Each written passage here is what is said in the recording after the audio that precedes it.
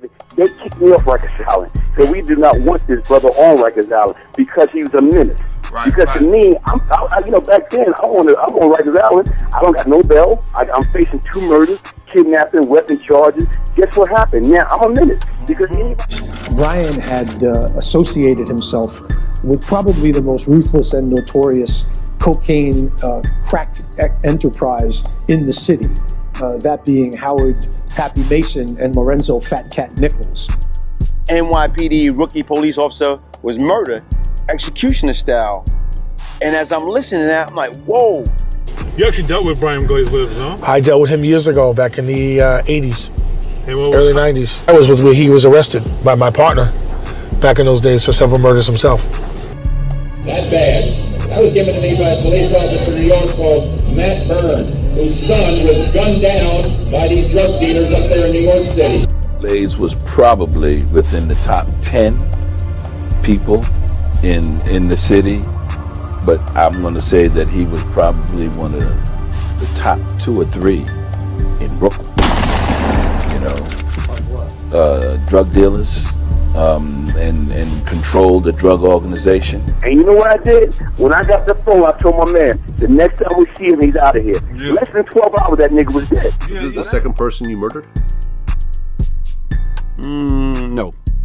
Because, like, right now, if you go on by the timeline, by that time, it's a few more before him. You know, I heard so many good things about you. And what I really like is, I know you're a tough guy. And I've known that for quite a while, and you changed your life, and you're coming around, and you're right. We're from New York.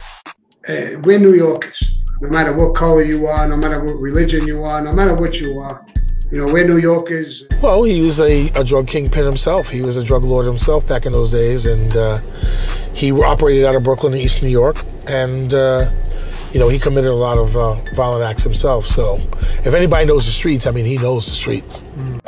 Tutting them? Yeah, you gotta worry about them guys.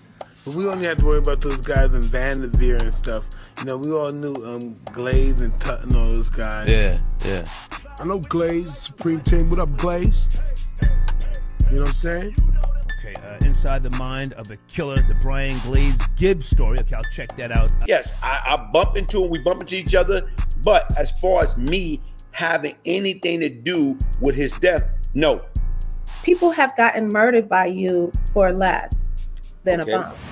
What I would say to them, I wish I could trade my life for their family member life. I wish I can, you know, trade their life for my life. Because in all honesty, they didn't deserve that. You know, I was a fool. I was like a sucker. I did a lot of bullshit that I took some good people's life. Mothers, fathers, sons, daughter. I took their life away from them for what? For the street? For what? I can't give that back to them. You know how I felt when I lost my mom? Imagine how Civil Men's kids felt when I took their mother life. Imagine how Maisha's son, her only child, she died at 20 years old.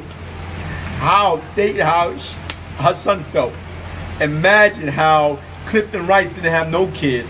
How he felt. How Artel Benson, no kids. I stole their legacy.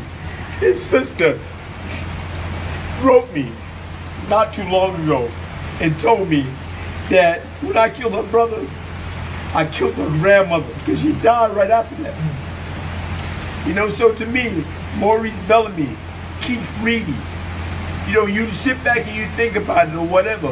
Who am I to say who lived and who died? I'm not God.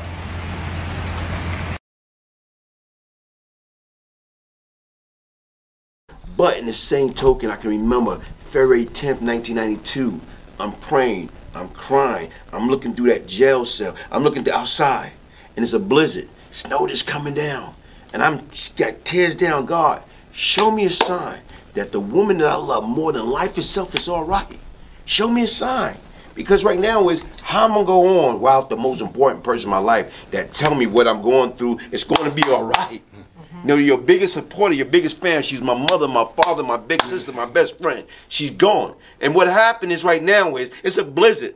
And as I'm looking at the side, crying, boo-hoo-hoo, I see a white rabbit dashing through the snow. It's just, you know, and what I'm trying to say right now is people don't understand. Those are the things that you need. And the difference is, like I say right now, I've been out going on 25 years because I refuse to let her teaching and upbringing continue to be in vain. You know, and that's the difference. So that's why I said right now, I don't care. He's going to be back in 45 days. He's going to be back in 90 days. July 28th will be 25 years. I'm trying to do a documentary.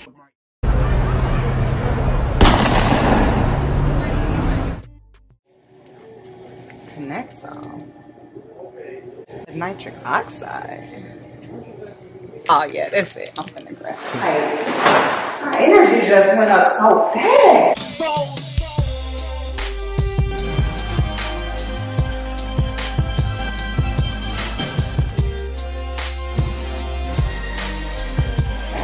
Panoxol with nitric oxide.